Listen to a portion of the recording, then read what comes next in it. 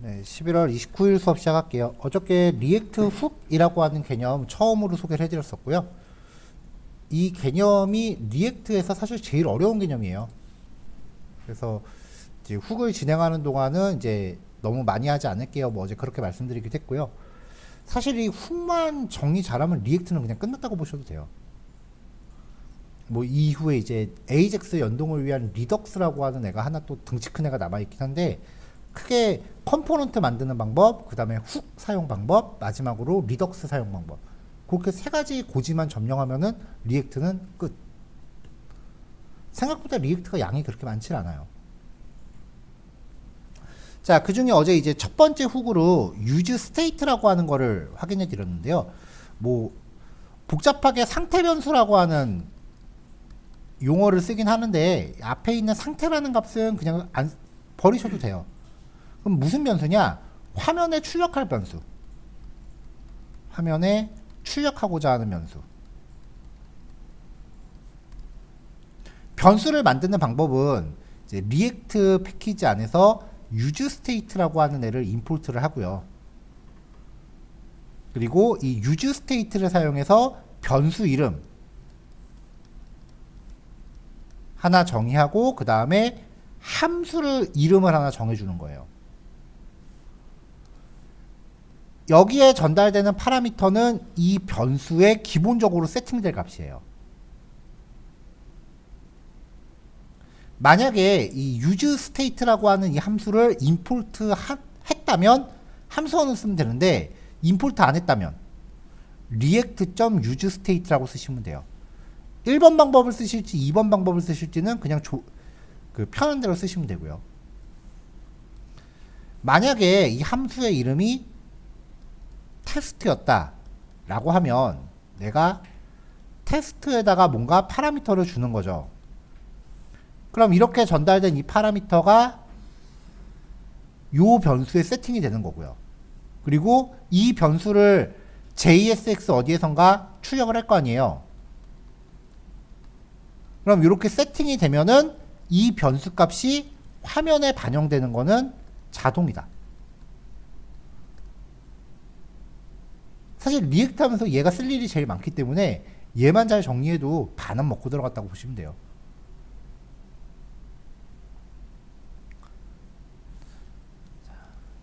자, 그 다음에 두 번째는 use effect였는데요. use effect는 이 콜백 함수의 실행 시점을 이야기하는 기능이에요. 그러니까 뭐뭐 할 때 활용도가 높고 활용도와 중요도가 높은 거 위주로만 말씀을 드린다라고 하면은, 첫 번째, 얘는 그냥 생각하지도 마세요. 두 번째 파라미터가 없는 경우는 아예 생각하지도 마세요. 왜냐면 얘는 너무 시도 때도 없이 실행되니까 진짜 안 써요.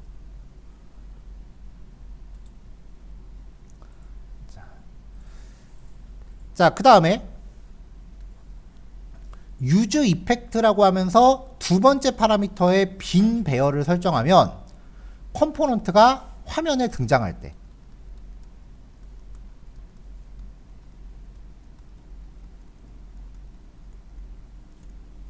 그리고 use effect라고 하면서 여기에 변수 이름을 적는다. 여기서 말하는 거는 그 use state 있었죠? 좀 전에 본 거. use state로 만든 상태값 혹은 props로 받은 값. 대체로 이제 상태값을 걸어요. 여기에다가 이제 변수의 이름을 설정하면은 이 변수의 값이 바뀔 때마다 여기가 자동으로 실행을 해요.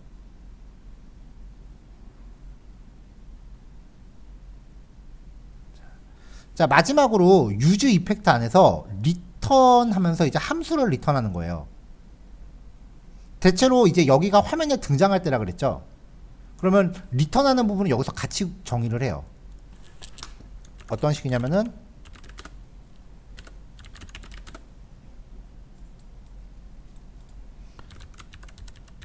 use effect라고 한 다음에 콜백 하나 정의합니다. 두 번째 파라미터로 빈 배열을 놓고요. 그럼 여기가 이제 화면에 처음 등장할 때 실행되는 부분이라고 했죠. 그리고 이 밑에서 return 펑션 하면서 함수를 하나 리턴을 하는 거예요. 아니면은 화살표 함수로 하셔도 되고요. 그럼 여기는 화면에서 빠져나갈, 사라질 때. 이렇게 묶어서 기억하시면은 편해요. 그러니까 유즈 이펙트는 어저께는 그래도 하나씩은, 한 번씩은 다 설명을 드려야 되기 때문에 코드가 다소 복잡하게 느껴지실 수도 있었을 텐데, 요약하면 이거예요. 요걸 쓰던지 아니면 이렇게 하던지. 제 경험상 요거 두 가지 말고 쓴 경우가 없었어요.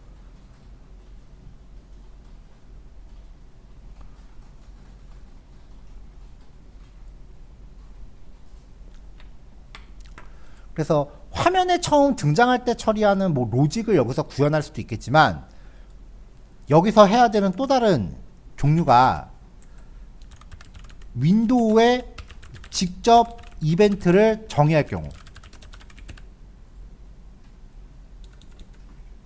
그리고 여기서는 화면에서 사라질 때 그 윈도우에 적용한 이벤트 제거. 이벤트 제거 안 하면 이 컴포넌트가 화면에서 사라지더라도 HTML 파일이 바뀐 건 아니기 때문에 한 번 적용한 이벤트가 계속 실행돼요. 이벤트 정의를 또 이 안에서 해야 되는 이유가, 이 컴포넌트 함수가 우리가 했었던 use state 요 기능, 요 컴포넌트를 구성하는 이 함수는 이만큼이죠. 이 함수는 이벤트가 발생해서 상태값이 변경되면은 이 함수 전체가 매번 재실행이 돼요.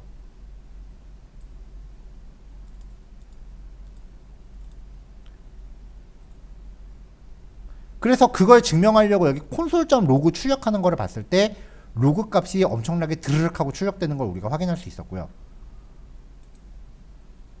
그렇기 때문에 윈도우에 적용하는 이벤트를 여기다 안 넣고 그냥 일반 코드처럼 밖에서 짜버리면은 똑같은 이벤트를 여러 번 재정의하는 꼴이 되기 때문에 프로그램 효율이 되게 안 좋아진다는 거죠. 그래서 유즈 이펙트는 딱 하나, 둘, 세 가지 케이스만 요약 정리하시면 됩니다.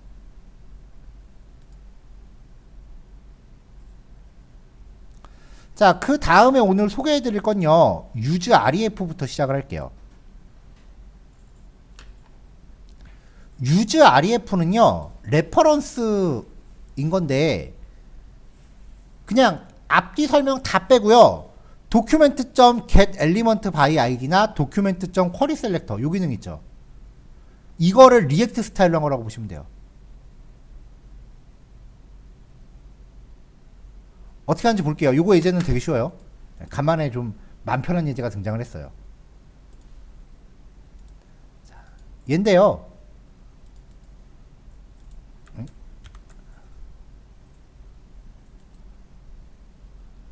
자, 요 myRF이죠.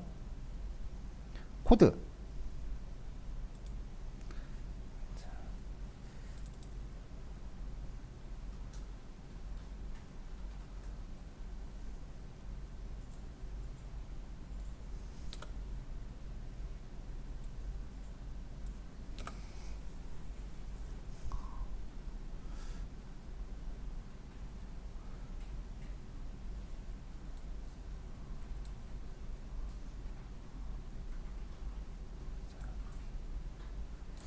자, 일단은 HTML 태그를 가볍게 좀 구성을 할게요.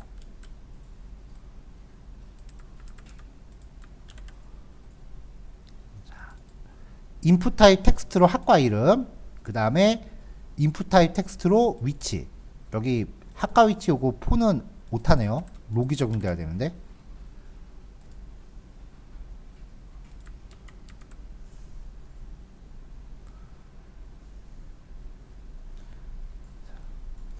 자, 그 다음에 이제 버튼을 하나 놓을 거고요.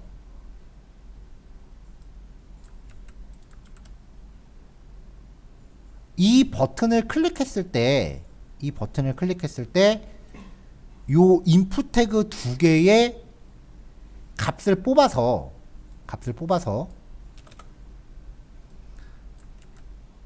위쪽에 있는 스판 태그에다가 출력을 할게요. 우리 일반적으로 자바스크립트에서 많이 하던 거예요. 버튼 클릭 이벤트 받아서 요 두 개의 객체를 클릭 이벤트로 갖고 온 다음에 입력값을 여기다 출력할 거예요.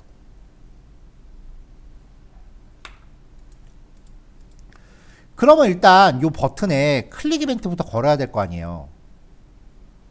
그래서 온클릭 이벤트 걸 때는 반드시 대소문자 구별하셔야 되고요. HTML이라 쓰면 그냥 이렇게만 해도 되죠. 근데 얘는 대소문자 구별하셔야 되고요. 여기에다가 콜백 함수를 겁니다. 그럼 평상시 같으면은 여기서 document.query selector한테서 샵 dname과 샵 log 이렇게 가져왔겠죠. 리액트에선 특정 HTML에 접근하기 위해서 자 얘도 여기서 use ref라고 참조를 하면은 그냥 써도 되고 얘를 참조 안 하면 react.use ref가 돼요. HTML 태그를 참조할 수 있는 변수를 만들어요. my dname, my log, my result. 그냥 use ref 줄에서 하나씩 리턴 받으세요. 그럼 얘를 어떻게 쓰느냐? my dname 얘를 내가 제어하고자 하는 HTML 태그에 ref 속성으로 걸어줍니다. my log 이것도 내가 제어하고자 하는 대상한테 이렇게 ref 속성으로 걸어줘요. 여기 스판 태그에 결과 출력할 거니까 얘도 뭔가 접근할 수 있는 방법이 있어야겠죠. 여기도 my result라는 그 변수를 ref 속성으로 걸어줘요. 자 그럼 버튼 눌렀을 때 요 세 개가 어떻게 나오는지 한번 출력을 해볼게요. 두 개만 해보죠.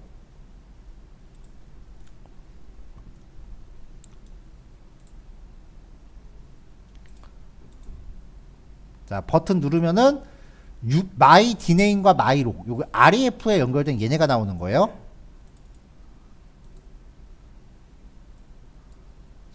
current가 input 태그인데 샵 dname이래요. current 지금 여기 my dname과 my log이라고 출력한 게 JSON 객체예요. 키값은 current고요. 그 안에 매핑되어 있는 건 input 태그예요. 그러면 점 current라고 한번 다시 출력해 볼까요?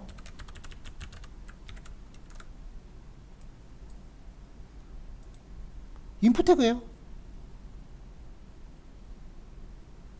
그러니까 use ref로 연결한 요 변수 이 변수를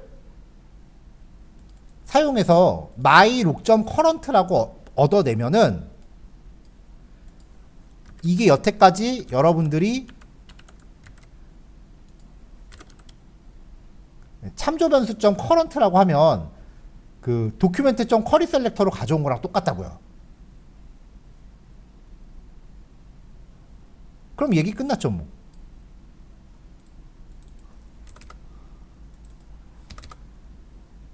my dname.current가 document.query selector 샵 dname 인 거랑 똑같으니까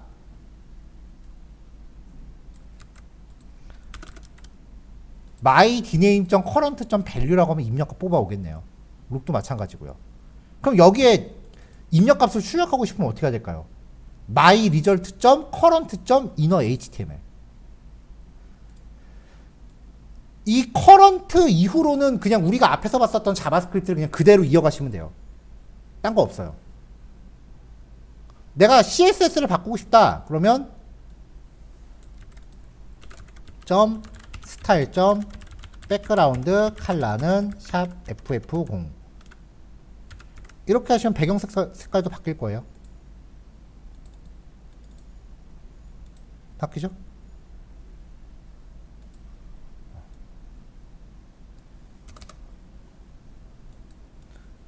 자, 그래서 my result에다가 입력값을 출력해라. 네. 뭔가 입력하고 입력했을 때 버튼 누르면 출력되는 거죠.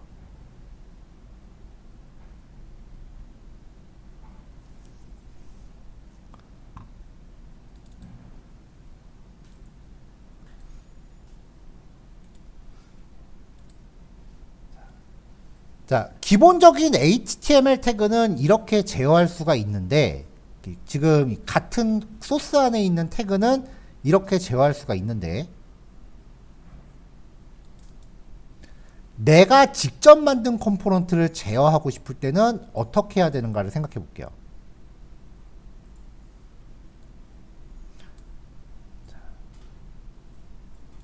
그러니까 지금 여기가 그 myref.js잖아요. 여기에 내가 만든 컴포넌트 하나를 집어넣을 거예요. mybox라는 이름의 컴포넌트 하나 여기 출력을 시킬 거예요. 그래서 여기에서 버튼을 눌렀을 때 이 안에를 제어하고 싶으면,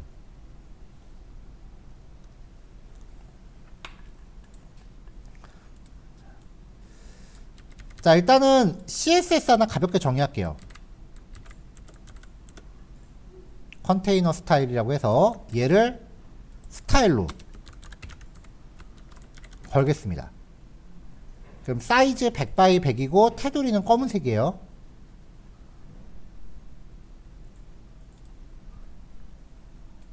자, 이렇게 만든 애를 다시 myref에서 참조하고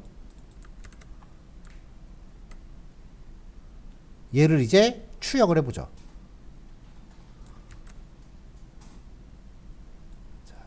얘도 제어할 거라서 myboxref라는 그 참조 변수를 하나 만들고요.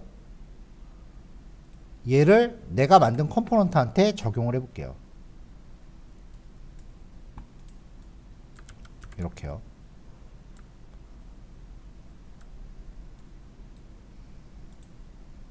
자, 그럼 밑에 이렇게 까만색 박스가 나오고 있어요.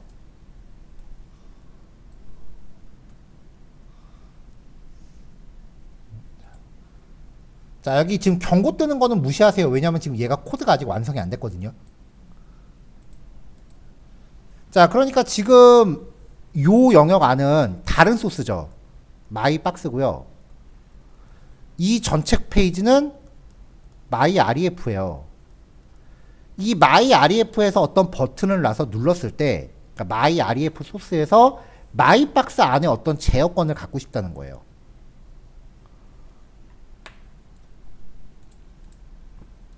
그러면 이 내가 만든 myboxref라는 애를 mybox한테 이렇게 전달을 시켜서 이걸 mybox에서 어떻게든 받아줘야 돼요. 즉 바꿔 말하면 부모로부터 받은 ref 참조 변수를 내가 써먹기 위해서는 컴포넌트 자체를요 react.forwardref 라고 하는 콜백으로 구현을 해요. react.forwardref를 호출하면서 여기에 대한 콜백으로 컴포넌트를 정의해요. 그러면 이 forwardref에 대한 콜백은 우리가 맨날 쓰던 props는 당연히 들어오는 거고 ref라는 이름의 파라미터 하나 더 받게 됩니다. 이 파라미터가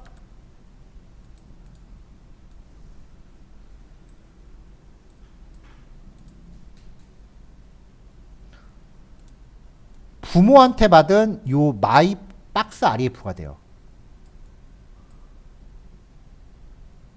그래서 요 ref를 이 div에다 걸면은요 여기다가 ref라고 한 다음에 걸면은 이제 이 부모 컴포넌트에서 myboxref라고 하는 애는 이걸 가리키게 되는 거예요. 다른 파일에 있는 HTML에 대한 제어권을 갖는 방법이에요. 그냥 useRef라고 해서 만든 변수 ref라고 보내주기만 하면 되는데 이거를 받는 쪽에서는 약간 특수한 구성이 필요하다. 인 거고요.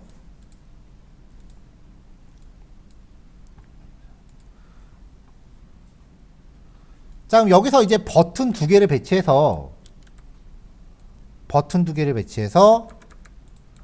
첫 번째 버튼을 눌렀을 때 myref.current 이렇게 하면 HTML 태그 가져오는 거랑 똑같았었죠? 스타일의 배경 색깔 빨간색. 두 번째 버튼은 스타일의 배경 색깔 파란색으로 변경을 시켜볼게요.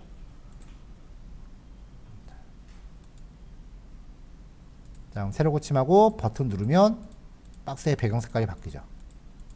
그러니까 다른 파일에 대한 제어권을 가져올 때도 use ref를 쓴다라는 거예요.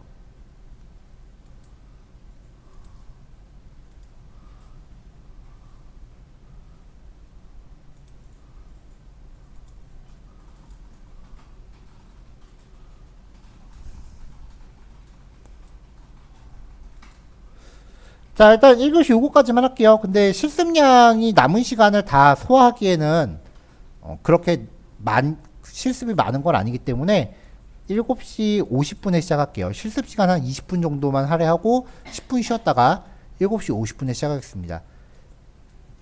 다음에 my reduce랑 date range 2 이렇게 같이 볼게요.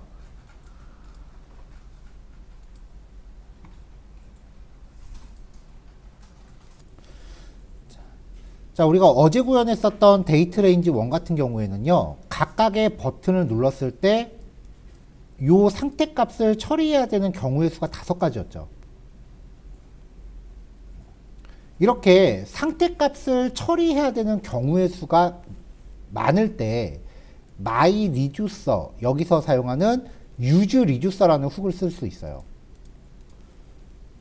이 훅 같은 경우는 코드의 흐름을 그냥 통째로 외워야 되는 경우가 되게 많거든요. 여태까지 예제들이 거의 그랬죠.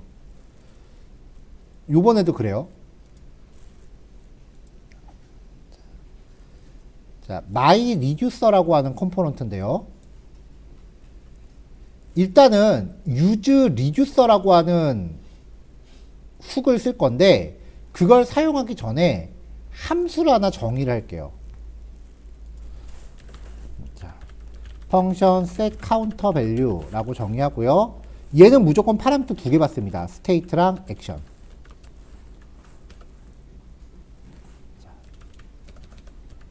console.log로요. 일단은 state하고 action 값을 출력을 할게요. %5로 찍을게요. 객체니까.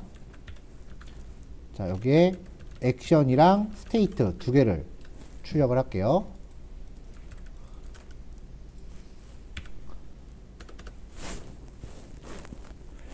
자, 이 액션 값은요, 그 데이터 타입은 뭐가 됐건 상관없어요. 내가 정하는 거예요. 여기서는 헬로와 월드라고 하는 두 개의 문자열로 쓸 거예요. 그래서 이 액션 값이 뭐뭐일 때 스테이트를 어떻게 해라 라는 게 이 함수의 골자입니다. use reducer에 의해 호출될 내가 만든 함수예요. 이 함수가 해야 되는 거는 액션 값이 땡땡일 때 스테이트 값을 어떻게 해라 라는 걸 정의해요.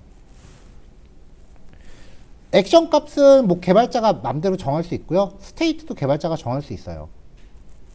여기서 전달되는 스테이트 값은 use state의 그 스테이트 값과 동일해요. 여기서는 액션 값이 헬로일 때는 스테이트를 1 증가시킬 거고요. 월드일 때는 1 감소시킬 거고 그 밖에 나머지 경우는 0으로 스테이트를 리셋시킬 거예요. 자, 이제 이렇게 해놓고 나서 상태값을 만드는데 상태값이 이번에는 use state가 아니라 use reducer로 만듭니다. 만드는 방법은 use state랑 똑같아요. 변수 하나 정의하고 이 변수를 설정할 함수 정의하고요. 특이사항은 use state는 이 변수에 설정할 기본값 하나만 주는데 얘는 내가 만든 함수로 연결을 해줘요. 이렇게. 내가 만든 함수를 연결을 해줘요. 자, 이제 버튼을 눌러서 얘네가 어떻게 동작하는지 볼게요. 자, 버튼을 놨습니다.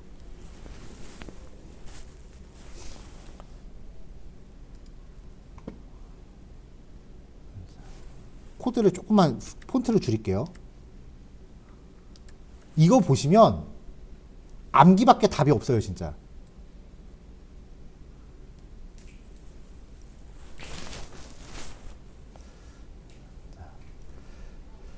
첫 번째 버튼이 눌러지면 set my counter한테 헬로를 전달하죠. 그러니까 요 함수한테 헬로라고 하는 문자를 전달한 거 아니에요. 그렇죠? 그러면은 이 set my counter는 자기가 생성될 때 연결된 함수를 찾아가요. 일로 지금 헬로라고 하는 문자열이 전달됐죠. 이 헬로라는 문자열을 갖고 이 함수를 찾아가요. 그리고 요 0이라는 값은 my counter의 기본값이죠. 그러면 이 counter value라는 함수를 찾아갈 때, 일로 찾아갈 때, 이 hello라는 값이 액션이 돼요. state는 my counter가 그대로 들어가요.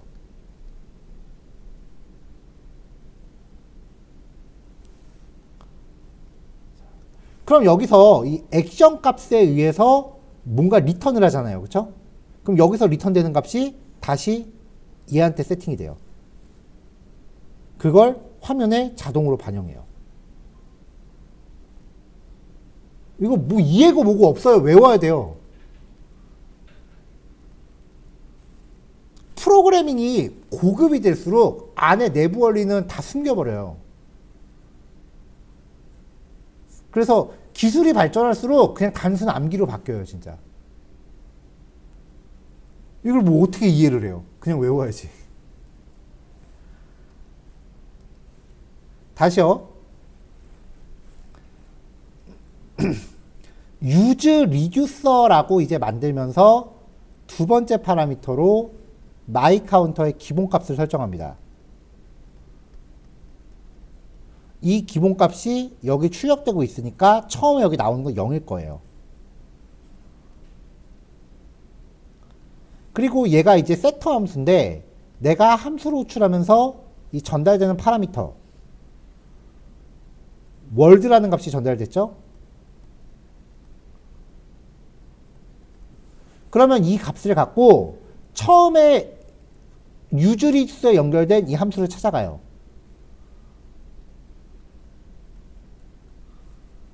그래서 이 연결된 값은 액션으로 전달이 되고요.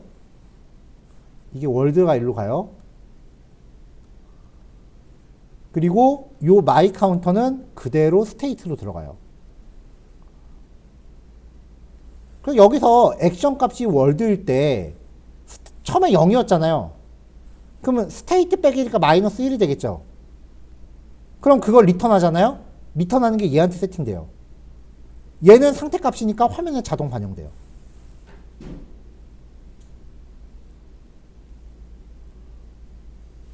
고민하지 마세요. 그냥 액면가 그대로 받아들이세요. 답 없어요.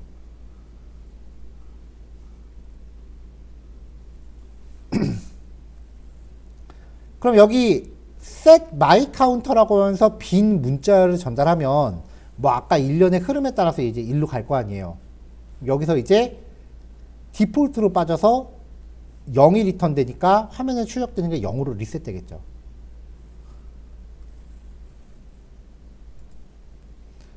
자, 요 예제거든요. 업 누르면은 일찍 증가하고요.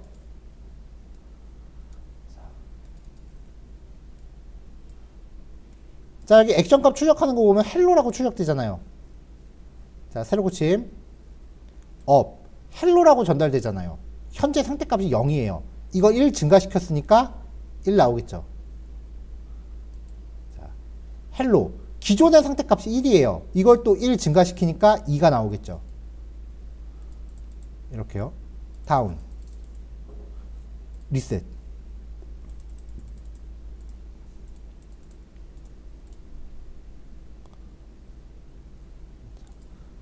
이거는 뭐 짝 없어요. 그냥 흐름을 외워야 돼요.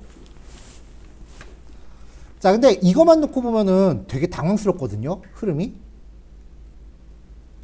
근데 어저께 우리가 저 데이트 레인지 만들었던 거를 볼게요. 상태 값으로 이렇게 날짜 객체를 제이슨으로 구성한 다음에 각각 버튼 눌렀을 때마다 날짜를 직접 이렇게 계산을 해줘서 넣어줬다고요, 여기서. 그래서 set my date한테 넣어줬죠. 이게 use reducer를 쓰면은 코드가 어떻게 바뀌는지 한번 보세요. 같은 예제를 이제 use reducer를 써서 다시 재현할 겁니다.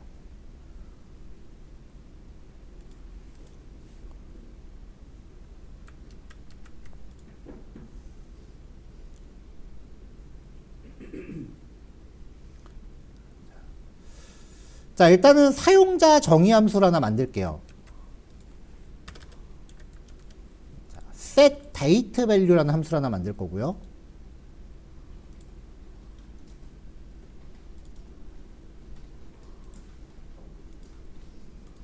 그 다음에 여기서 날짜를 처리해야 되니까 day.js도 가져올게요.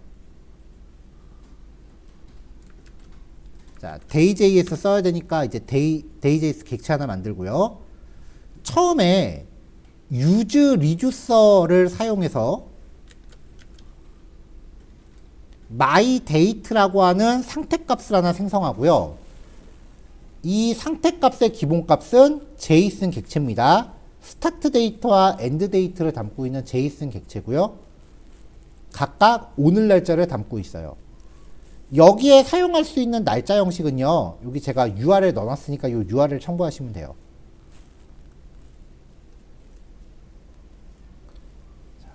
자, 그럼 얘는 start date와 end date를 갖고 있는 JSON 객체예요. 얘를 그냥 단순하게 여기다 출력을 해주면 기본적으로 오늘 날짜가 이렇게 표시가 될 거예요. 자, 이제 밑에 버튼을 넣을 건데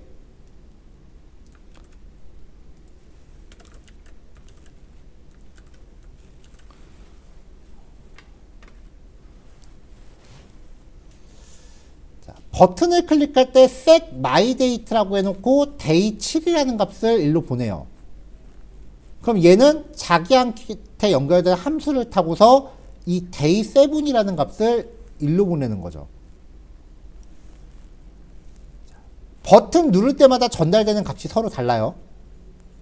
그래서 이 값에 따라서 여기서 이제 이 상태값이 지금 현재 화면에 보이고 있는 이 값이에요. myDate.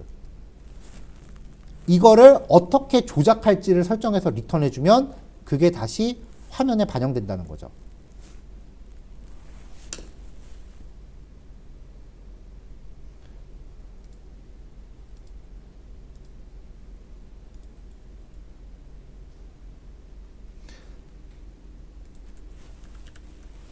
자, 그럼 여기서 이제 이 set my date value에서요. let s date는 null이라고 정의할게요. 시작 날짜를 바꾸는 거니까 스위치 액션에 따라서 여기에 전달되는 액션 값이 day 7, day 15, month 1, month 3, month 6 이렇게거든요. 여기에 따라서 경우의 수를 나눠주는 거예요. day 7일 때 sdate는 day.add 마이너스 7 단위는 day 포맷은 연, 월, 일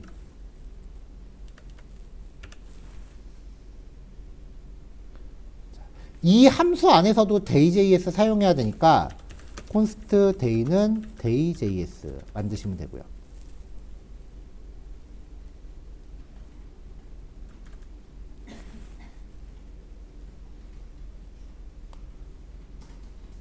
자, 이런 식으로 이제 케이스별로 나눠줘요.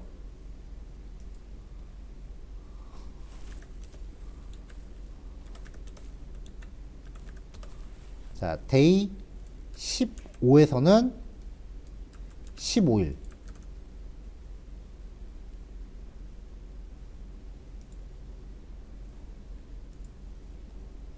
자, 지금 얘가 디폴트가 없다고 이러네요. 디폴트.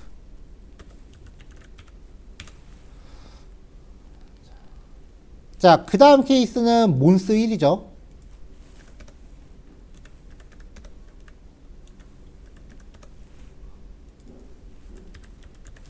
몬스1. 얘는 마이너스 한 달. 단위는 M. 3개월, 6개월. 3개월, 6개월.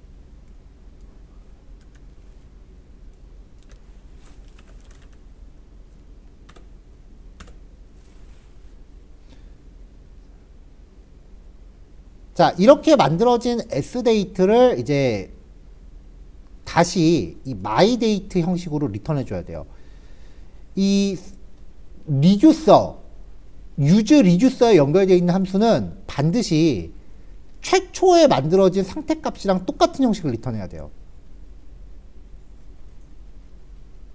아까 처음 예제는 0이라고 했으니까 그냥 0 더하기 1 혹은 0 빼기 1 이렇게 단순 숫자 값을 리턴해 준 거고요. 여기서는 상태값이 지금 제이슨으로 설정되어 있으니까 set date value도 이거랑 똑같은 제이슨 구성을 해줘야 돼요. 그러니까 스타트 데이트와 엔드 데이트를 포함하고 있는 제이슨이어야 한다는 거죠. 그 다음에 현재 화면에 출력되고 있는 값은 state라고 전달이 될 거예요. 그러니까 이 state의 상태가 start date라고 한 다음에 뭔가 이렇게 들어있는 거고 end date라고 한 다음에 뭔가 이렇게 들어있는 거예요. 파라미터로 들어온 이 state가요. 그러면 스위치문에 의해서 어떤 연산을 처리했을 때 맨 마지막에 리턴은 반드시 이런 제이슨 구조를 똑같이 리턴해 줘야 돼요. 근데 여기서 엔드 데이트는 어차피 지금 오늘 날짜 들어있는 거니까 스타트 데이트만 넣어주면 되잖아요. 그래서 자, 우리 구조 분해할 때 제이슨을 만들고 점점점 스테이트라고 하면은 이 제이슨에 있는 모든 값을 다 덮어 쓰고 시작하죠. 그 상태에서 여기에 지금 스타트 데이트와 엔드 데이트가 들어있잖아요. 여기에 들어있는 키를 내가 또 만들면 스타트 데이트를 엎어 치는 거를 재정의 하는 거죠. 이 스타트 데이트에 스위치문에서 만든 S데이트 값을 적용해서 리턴하는 거예요. 그러면 7일, 15일, 1개월, 3개월, 6개월.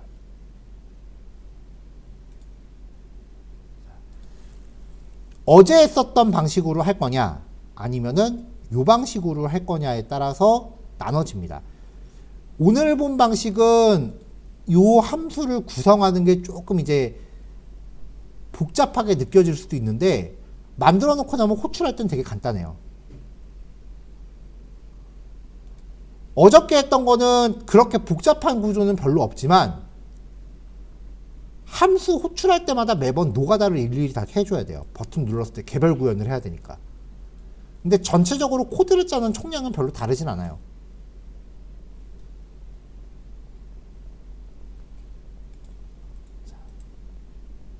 자, 이게 그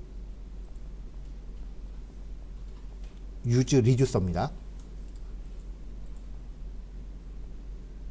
자, 나머지 세 개는 조금 이제 자잘자잘한 예제들이니까요. 일단 요거 두 개만 할 건데 지금 8시 10분인데 제가 봐서는 10분 요거 두 개 완성하시면 넉넉 잡고 30분 정도 필요하거든요.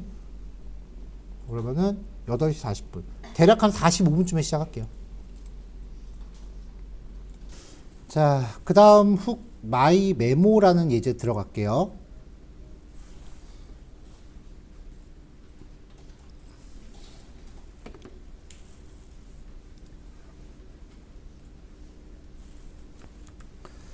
자, 함수형 컴포넌트 안에서 연산 최적화를 담당하는 기능이다. 뭐 설명은 좀 복잡해요.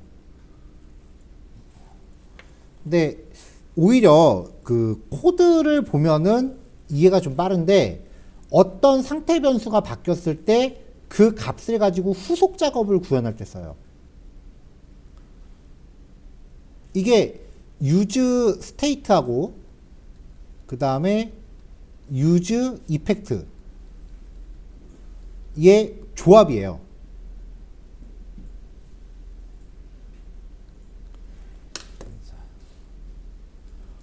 어떤 케이스인지 볼게요.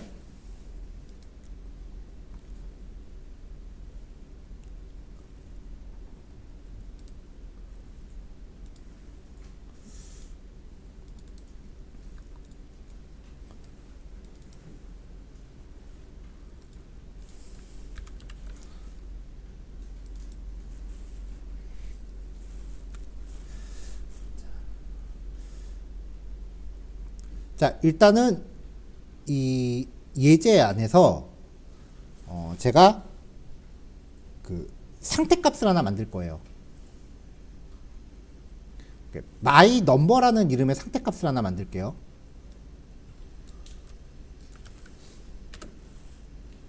자, use state로 my number라는 상태값을 하나 만들고 기본값 0으로 설정했습니다. 그 다음에 input 태그를 사용해서 이 상태값을 변경을 할게요. input 태그의 value 속성을 쓸 때는 반드시 onChange 이벤트랑 같이 써야 돼요. 그리고 value 속성에 세팅해 줄 수 있는 거는 상태값밖에 없어요.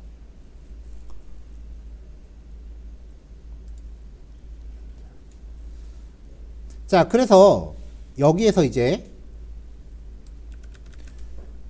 on my number change라고 하는 이벤트를 정의하겠습니다.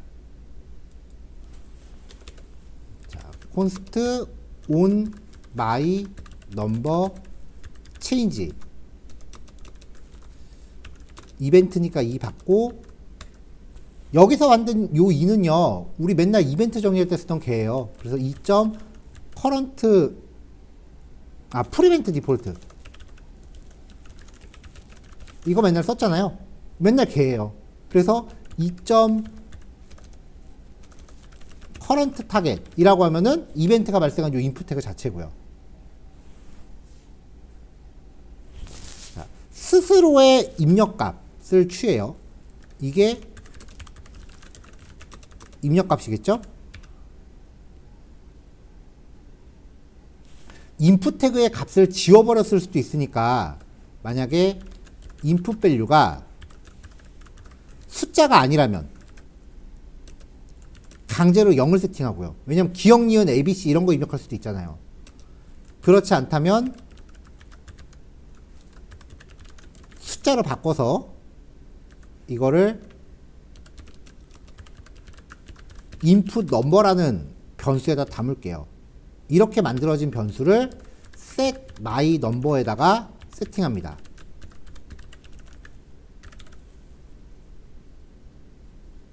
그러면 여기에 입력값을 바꾸면 이 상태값이 바뀌겠죠.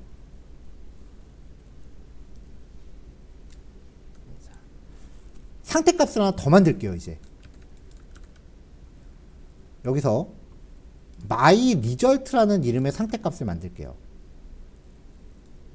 여기는 set my result가 되겠죠. 이제 use effect를 걸어서요. react.use effect를 걸어서 두 번째 파라미터에다가 내가 상태값을 하나 걸면은 이 변수가 바뀌었을 때 모니터링을 한다 그랬어요. 여기서 set my result는 my number 곱하기 만 이라고 세팅을 할게요. 그러면 여기에서 이제 입력값이 바뀌면 요 이벤트가 호출이 될 거고요. 여기서 입력값을 받아서 그 입력값을 set my number에다가 전달하면은 결국은 입력값을 여기다 넣는다는 얘기잖아요. value 속성은 이렇게 상태값을 연결하지 않으면은 입력값을 바꿀 수 없다고 했었어요. 그 다음에 my result라는 게 있는데 이 my result는 my number가 바뀌면 my number의 만을 곱한 값이 여기 자동으로 세팅이 돼요.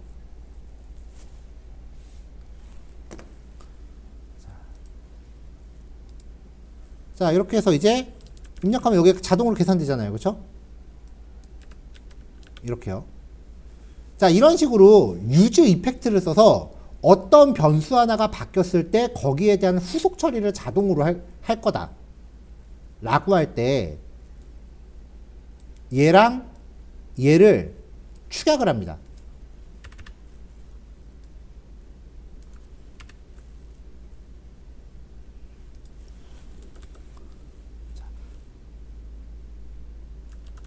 react.use memo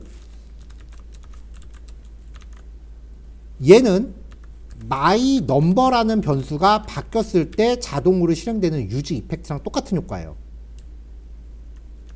근데 use effect는 상태값을 하나 만든 다음에 그 상태값을 세터 함수를 이렇게 갱신하는 처리를 넣어줬잖아요.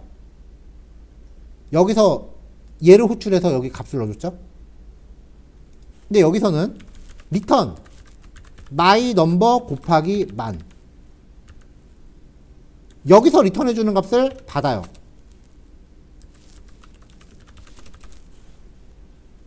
이 use memo에서 리턴하는 변수는 use memo의 콜백에서 리턴하는 변수가 얘로 그냥 세팅이 되고요. 얘는 use state로 만든 상태값과 일치해요.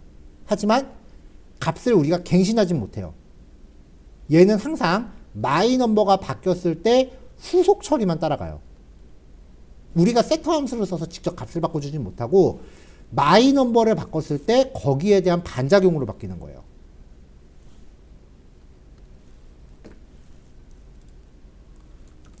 화면상의 결과는 아까랑 동일합니다.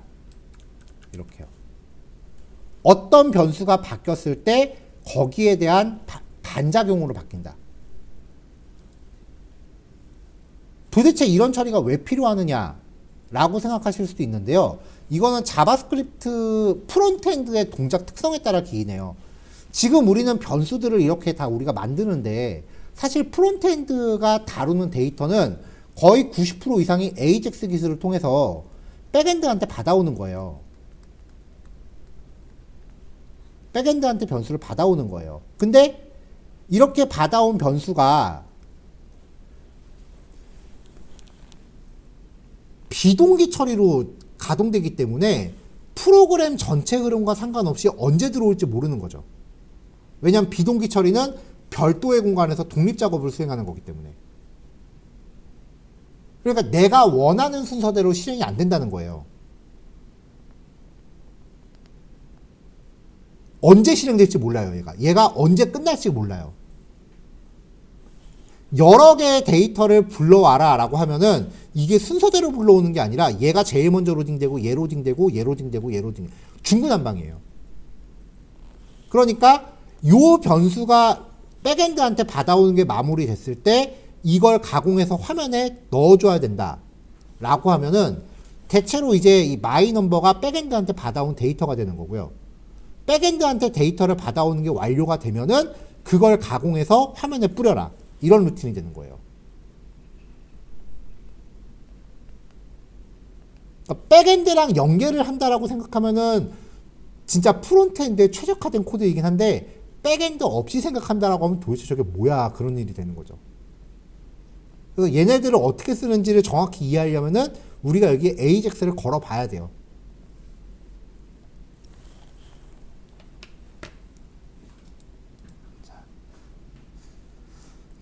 이게 이제 use memo라고 하는 기능이고요.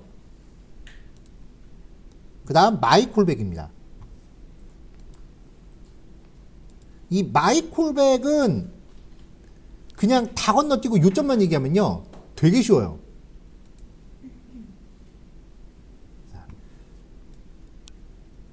리액트의 훅을 통해서 만드는 기능들은 이 함수가 아무리 여러 번 실행돼도 중복 실행은 안 해요. 그러려고 만든 거예요.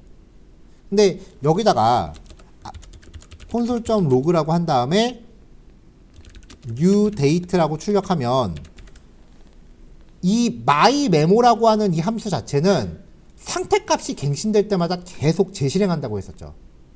그러니까 지금 여기서 로그 찍는 거는 제가 이제부터 키보드 한번 누를 때마다 계속 실행될 거예요.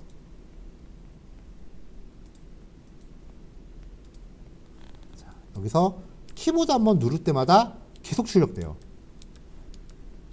여기를 갱신하는 함수가 여기가 이제 여기를 출력한 함수가 계속 실행되고 있기 때문에 콘솔.로그가 로그가 계속 찍히는 거죠. 이렇게요. 자, 다시 말하면 하나의 컴포넌트 안에 있는 요만큼의 처리 로직은 유즈 붙는 기능을 제외하고는 뭐 하나 할 때마다 계속 재실행된다. 그래야 화면을 계속 갱신하죠. 자, 그럼 얘 재실행된다 안 된다? 안 된다. 유즈 붙는 건 재실행 안 된다 그랬어요? 그럼 얘는요? 재실행 된다 안 된다? 유즈 안 붙어요. 그럼 재실행 되는 거죠. 이벤트 정의를 키보드 버튼 한번 누를 때마다 계속하고 앉아 있는 거예요. 이거는 상당히 비효율적이에요.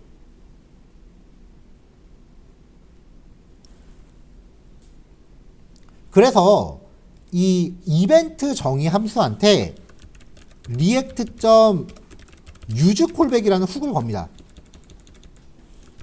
그러면 이벤트 정의를 재실행 안 하고 그냥 한 번만 합니다. 페이지 열릴 때마다 한 번만. 이렇게요.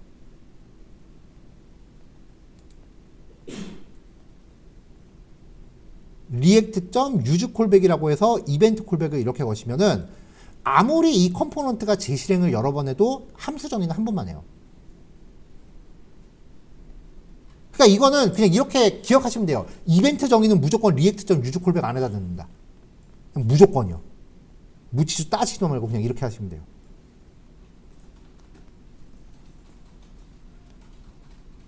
물론 간단한 컴포넌트는 굳이 이렇게까지 할 필요 없겠지만 리액트의 최대 이슈가요. 조금 복잡해지면은 성능이 급격히 떨어져요. 페이지 갱신 속도가 되게 느려져요. 왜냐면 아까 보신 것처럼 수도 없이 재실행을 하거든요. 그래서 리액트는 화면 갱신 속도가 이렇게 가다 갑자기 뚝 떨어져요. 진짜. 이거를 막으려면은 요런 것들을 자꾸 적용을 해서 쓸데없이 중복 실행되는 걸 막아야 돼요. 그 밖에 여러 가지 성능 최적화 방법들이 또 있고요. 그 중에 제일 대표적인 게 요거예요. 유즈 콜백 거는 거.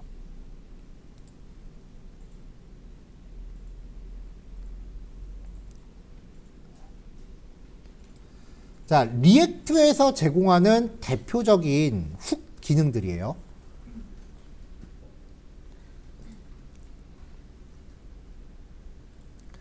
요 정도의 훅을 이제 익히고 나면 마지막으로 리액트에서 제공하는 훅 중에 또 하나가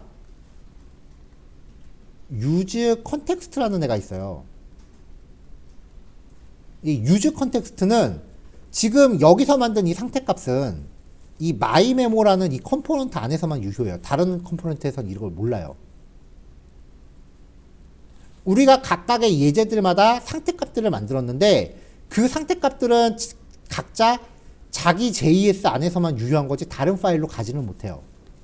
이 use context라고 하는 건요. 서로 다른 컴포넌트 간의 상태값을 공유할 수 있게 하는 방법이에요. 근데 리액트가 화면을 구성하는 구조가 대체 이렇습니다. app.js가 있으면 여기에서 우리가 전에 만들었던 거 헤더가 있고요. 그 다음에 메인이 있었죠. 그리고 푸터가 있었고요. 메뉴를 위해서 nav 바도 있었죠. 메인 같은 경우는 또 사이드 바와 그 다음에 바디였나요? 아, 포스트 이렇게 또 나눠졌었죠. 그리고 사이드 바와 포스트 안에는 페이크 이미지라는 게 있었고요. 포스트에도 페이크 이미지 이런 식으로 있었죠. 이렇게 화면을 구성하는 각 컴포넌트들이 트리 구조로 이렇게 전개가 돼요. HTML 구조랑 똑같은 거죠. 유즈 컨텍스트를 쓰면 여기서 만든 상태바를 일로 보내고 싶다 라고 하면은 이걸 이렇게 태워서 위로 보낸 다음에 이렇게 내려보내야 돼요. 여기서 만든 상태값을 일로 보내고 싶다 그러면 이렇게 올려보낸 다음에 이렇게 다시 트리 구조를 타고 계속 내려보내야 돼요. 전달해. 좀 힘들어요. 그래서 저는 유즈 컨텍스트를 안 써요. 그러면 차라리 얘네들 각자 상태값을 만드는 게 아니라 별도의 공간을 하나 만든 다음에 상태값을 여기다 두자. 그래서 여기서 만든 상태값을 여기다 두는 거예요. 그리고 여기에서 상태값이 바뀌면 필요한 모든 컴포넌트가 그냥 한 번에 끌어다 쓰게 하자. 그럼 이 트리 구조를 타고 다닐 일이 없잖아요. 이런 모듈이 나중에 나와요. 얘가 리덕스라고 하는 애예요. 리액트 공부하면서 배우는 난이도 끝판왕이에요. 얘를 알고 나니까 유즈 컨텍스트를 쓸 일이 없더라고요. 그래서 안 써요. 그래서 우리도 유즈 컨텍스트 버리고 나중에 이 리덕스라는 애를 도입을 할 겁니다.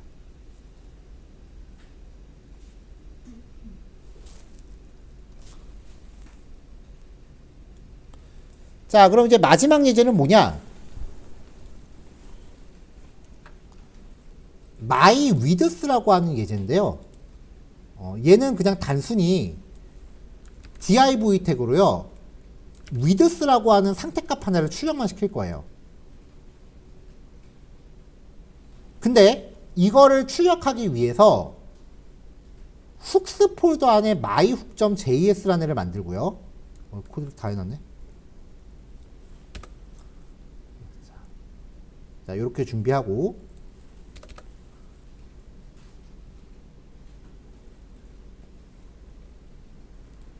얘를 mywidth에서 임포트를 하고요. 이 use mywidth라는 애를 통해서 상태값을 리턴 받을 거예요. myhook.js는 어떻게 구현할 거냐?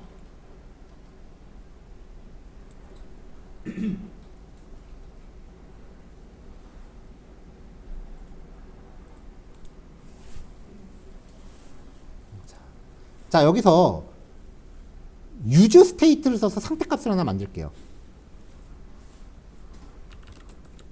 브라우저의 넓이를 의미하는 상태값이에요. const mywidth set mywidth는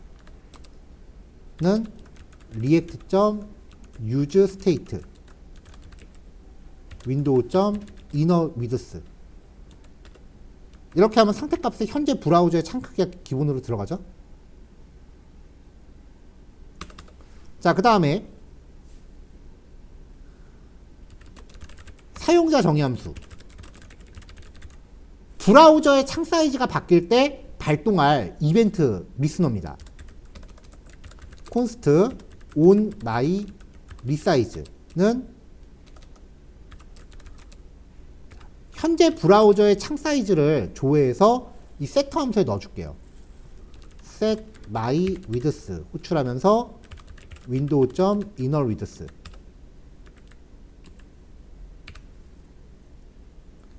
이 함수가 브라우저의 창 사이즈가 바뀔 때마다 실행될 수 있도록 use 이펙트를 겁니다.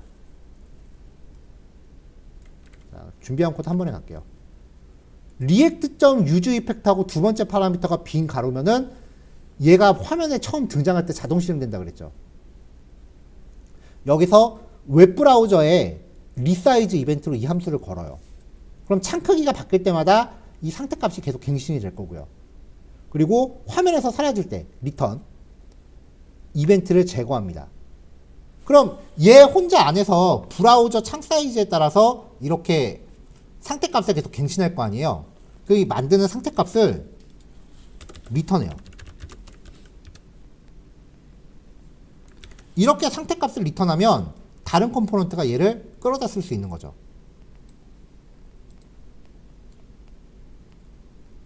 그러니까 여기서 상태값 관리를 다 해버리면 코드가 복잡해지니까 변수 하나를 관리하는 모듈을 하나 만든다고 보시면 돼요. 이걸 사용자 정의 훅이라고 해요.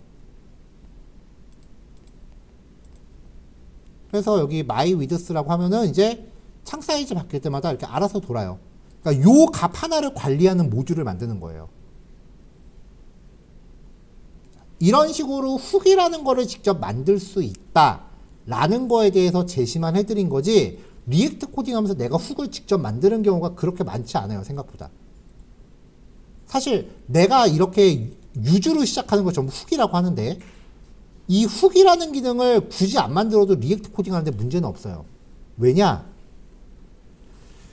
일반 자바스크립트가 오픈소스로 라이브러리 같은 거 많이 올라가잖아요. 리액트는 라이브러리가 이제 오픈소스로 만들어지면 이렇게 훅 형태로 만들어져요. 나중에 우리가 이제 사용할 그 오픈소스 중에 유즈 엑시오스라는 애가 있어요. 유즈 엑시오스에서 변수 딱 받아놓으면은 AJAX 연동 페이지 열리면 지 혼자 알아서 자동으로 해요. 이거 엄청 끝내줘요. 그럼 얘가 상태값을 받잖아요. 그럼 상태값을 화면에 출력하면 뭐가 되겠어요? 상태값은 화면에 자동 반영되죠. 그러니까 AJAX 돌면은 결과가 화면에 자동으로 떠요. 막 우리가 막 HTML 구조 만들어서 크리에이트 엘리먼트에서 막 출력해줘, 그런 필요가 없다고요.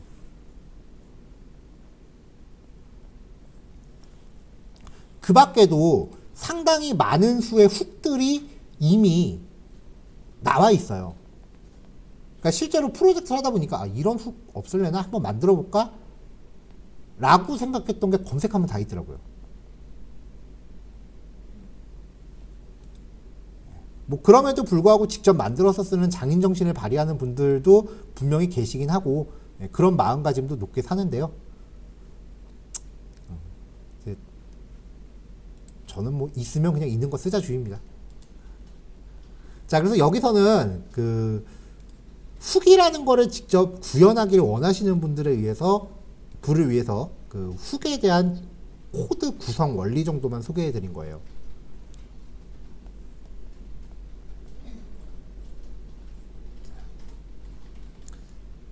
자, use 메모, 상태값 하나가 바뀌었을 때 거기에 따라 후속 처리로 자동으로 갱신돼야 되는 값 구현할 때 쓰는 거. 그 다음에 use reducer, 상태값을 갱신하기 위한 경우의 수를 여러 가지 경우의 수를 나누고자 할 때 쓰는 거.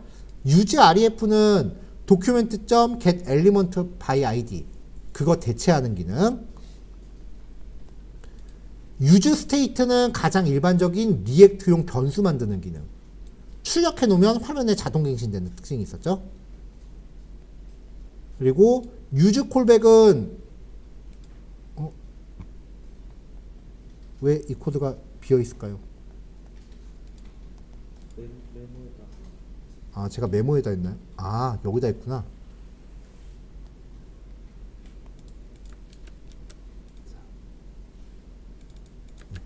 마이 콜백은 요거예요.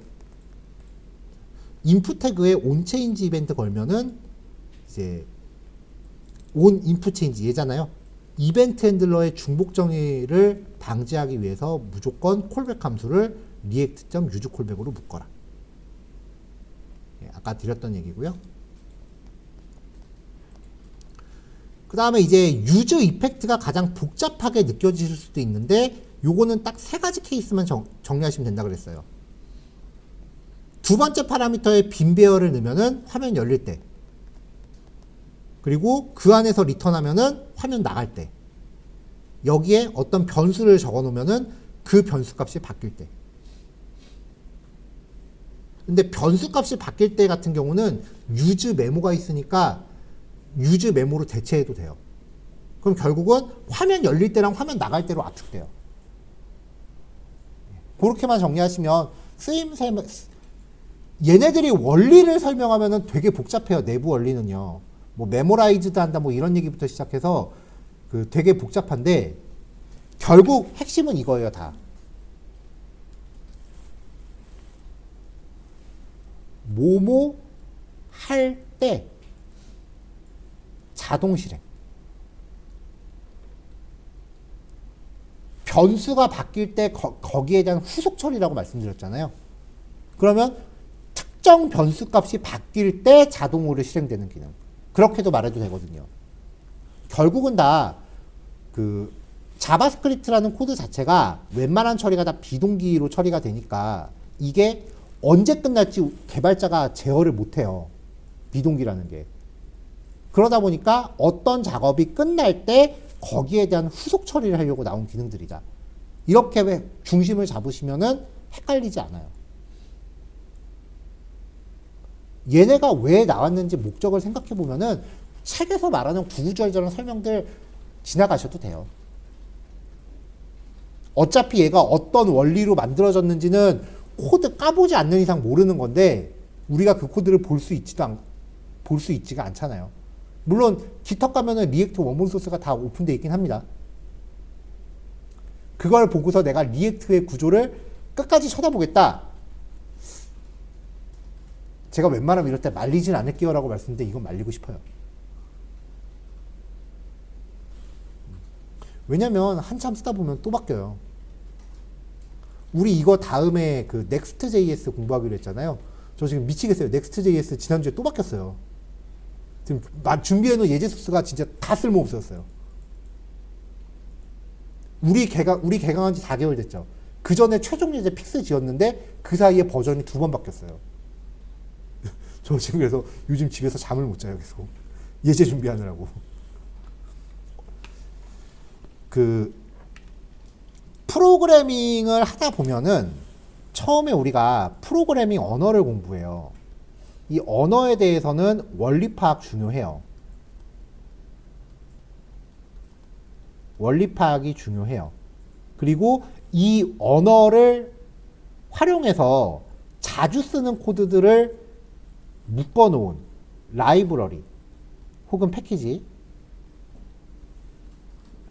내지는 프로그램의 작성 규칙을 아예 강제로 픽스 짓게 만드는 프레임워크. 우리는 아직 프레임워크는 접해보질 못했어요. 다 라이브러리예요. 이런 것들까지 도달을 하는데 대체로 이제 학습 순서가 얘네들의 구성 원리를 보고 그 다음에 결국은 오픈소스 갖다 쓴다고요. 그럼 이 단계에서부터는 우리는 지금 그 페이스북이 만든 리액트를 쓰고 있는 거잖아요. 그럼 페이스북에서 코드 바꿔버리면 우리 공부했던 거 다 버리고 다시 공부해야 돼요. 근데 그 주기가 리액트 같은 경우는 1년을 못 넘겨요. 물론 세상이 개벽할 정도로 크게 바뀌는 건 아닌데 한 2년 정도에 한 번씩 진짜 크리티컬하게 바뀌어요. 그러니까 프레임워크 같은 거는 그냥 너무 깊게 보지 마세요. 내가 여력이 돼서 자주 써갖고 그냥 자연스럽게 아 이런 거구나라고 이해가 되는 건 괜찮지만 이거를 내가 막 입시 준비하는 것처럼 막 일부러 깊게 파고 그러지 마세요. 여러분들이 그 공부 끝낼 때쯤에 다른 버전 또 나올 거예요. 그냥 내가 이걸 오래 쓰고 많이 써서 자연스럽게 이해가 됐다. 그게 제일 좋은 거지. 공부하는 단계에서부터 그렇게 깊게 파지 마세요. 이건 진짜로 제가 여러 번의 경험상 권해드리는. 물론 연수가 오래된 프레임워크들은 크게 바뀌진 않아요. 예를 들어서 자바나 PHP 쪽 프레임워크들은 이미 연식이 한 10년, 20년 넘어가는 애들이기 때문에 크게 안 바뀌는데 자바스크립트 쪽 라이브러리들은 아직 꼼꼼하라고요. 한 번 바뀔 때마다 진짜 기존 코드 다 지우고 새로 만들어야 될 정도로 가끔 바뀔 때가 있어요. 이번에 Next.js가 그러더라고요. 이번에 바뀐 것 때문에 욕을 되게 많이 먹고 있어요. 왜냐면은 프론트엔드 프레임워크가 그 데이터베이스에 직접 접근하는 기능이 들어가서 그럼 백엔드가 필요 없는 거 아니야? 그럴 거면 프론트엔드를 그럴 거면은 넥스트를 뭐하러 써? 그냥 다 자바 스프링 슬래 지금 다 그러고 있거든요. 위태위태해요. 그러니까 시장 돌아가는 판도를 보면서 공부해야 돼요. 최신 기술 따라가는 건.